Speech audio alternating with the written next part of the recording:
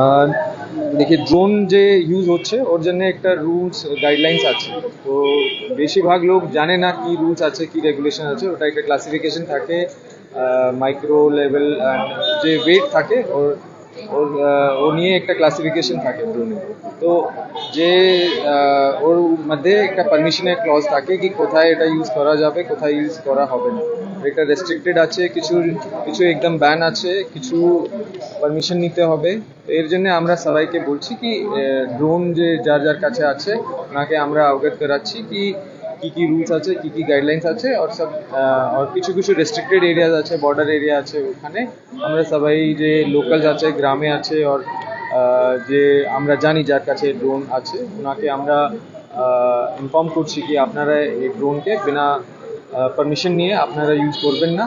আর যেখানে ইউজ করবেন একটু পুলিশকে জানাবার পরে, কেন কি কিছু কিছু রিউমার্স হতে পারে এর জন্য আমরা সবাইকে বলছি। কেউ যদি বিনা পারমিশনে যদি উড়ায় তাহলে কি তার বিরুদ্ধে কঠোর ব্যবস্থা নেওয়া হবে?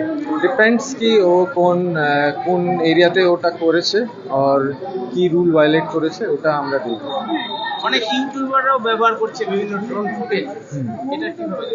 এটা যদি ক্লাসিফিকেশন মধ্যে থাকছে যে মাইক্রো যে ড্রোন আছে ওয়েট ক্লাসিফিকেশনে ওরা ইউজ করতে পারে, কিন্তু আমরা তবু ওনাকে বলেছি কি একটু পুলিশকে ইনফর্ম করলে ভালো হবে, কেন কি কোনো রিউমার্স তখন থাকবে না।